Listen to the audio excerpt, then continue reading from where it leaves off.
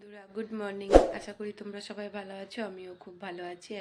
যে নতুন একটা দিন নতুন ব্লগ শুরু করছি। আর এই সকালবেলা এখনই ঘুম থেকে উঠলাম। এই দেখো এখনো বিছানা তোলা হয়নি, এই বিছানা তুলবো। মুখ চোখ দেখে বুঝতেই পারছো, এই উঠলাম সবে, এখন বিছনা টিছনা তুলবো।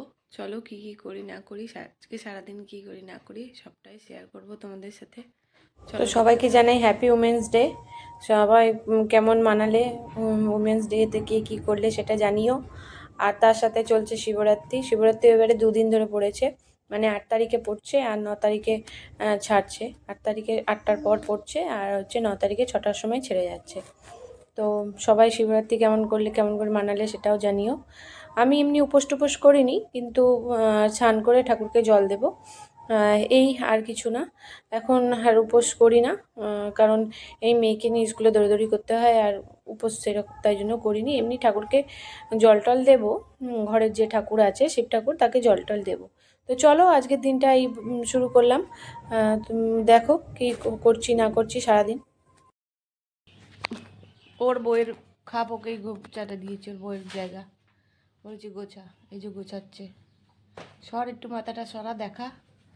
এই দেখো নিচেটা খুব নোংরা হয়েছিল, পরিষ্কার করে গুছিয়েছে। ওকেও তো শিখতে হবে না গুছানো, এই যে গুছাচ্ছে। এখন গুছাচ্ছে, দেখো কি করেছে, চারিদিকে সব ছড়িয়ে ছিটিয়ে রেখেছে। একটা গুছানো হয়েছে, একটা খাপ, আরও 2টো বাকি আছে এখন।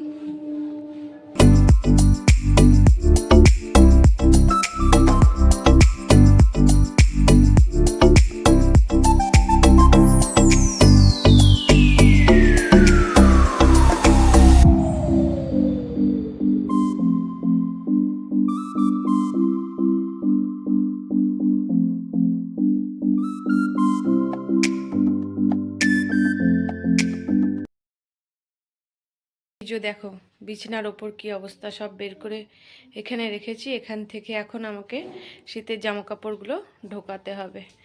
তো চলো দেখতে থাকো, এখন আমি এগুলো ঢোকাবো। এই যে দেখো বিছানায় সব পড়ে রয়েছে, এখানে কাঁচা হয়েছিল কিছু, এখানে পড়ে রয়েছে, এখানে পড়ে রয়েছে। এই জামা কাপড়গুলো আমি এইখানে রাখি, এই যে এই ট্রাঙ্কটাতে। এটা শাশুড়ি মায়ের ট্রাঙ্ক, ওপরেই আছে, এর মধ্যে আমি রাখি। 2খানা আলমারি তো আছে, এই ঘরে একটা ওই ঘরে একটা, কিন্তু তাও ধরে না, তাই জন্য কিছু এর মধ্যে রেখে দিই। তো এটা ফাঁকাই পড়ে থাকবে, তাই এখানে কিছু শীতের জামা কাপড় এখানে রেখে দিই। তো চলো গুছিয়ে নিই, দেখো তোমরা। এই যে সব গুছিয়ে নিয়েছি, দেখছো প্যাকটাপ হয়ে গেছে পুরো। তাও এখন এখানে কিছু রয়ে গেল, এই যে এগুলো রয়ে গেল এখানে। এগুলোকে দেখি কোথায় ঢোকাবো, ওই আলমারিতে ঢোকাতে হবে। চলো দেখো, আর এই যে গুছিয়েছি, সব ঢোকানো আছে এর ভেতর। এটা হয়েছে মোটামুটি। তো সব গুছিয়ে নিয়ে এখন তারপর আর তোমাদের সামনে আসা হয়নি, ঘর দোর ঝাড়পোছ করার পর। তারপরে এখন আসলাম, ফুচকা খাবো বলে দাঁড়িয়েছিলাম, তারপরে ফুচকার ওখানে প্রচুর ভিড়, চলে আসলাম। এই যে সামনে তোমাদের দেখছি, ছবি দেখাচ্ছি। ভিডিও করেছিলাম, কিন্তু মেয়ে যে কি ভিডিও করেছে মেয়েই জানে। বেনি মাধবতলা চলে এসেছি, ত্রিবেণী বেনি মাধবতলা। এই যে দেখো এখানে কীরকম ভিড়, সব শিব পুজো দেবে, শিবরাত্রি চলছে, তো শিব পুজো দেবে বলে সব প্রচুর ভিড় এখানে বেনি মাধবতলাতে। দাঁড়াতেই দিচ্ছিল না, তাও মেয়েকে বললাম একটু ভিডিও কর, ও যা হোক করে এই ভিডিও করেছে একটু। তো চলো দেখতে থাকো।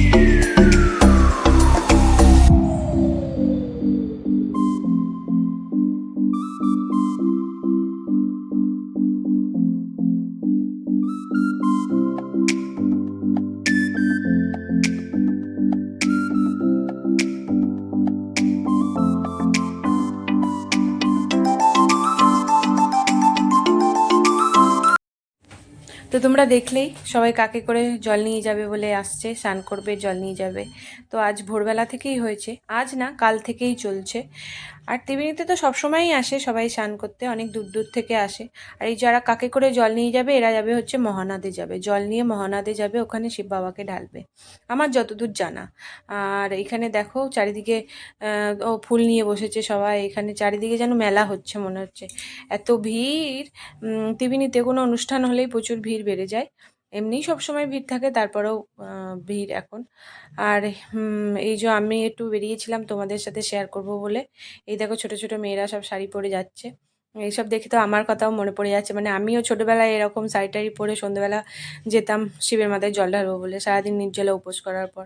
বিয়ের পর থেকে আর করা হয়নি, কারণ বিয়ের পর প্রথম বছর আমার কাকার বিয়ে পড়ে গেছিলো, সেই বছর থেকেই আর হয় না।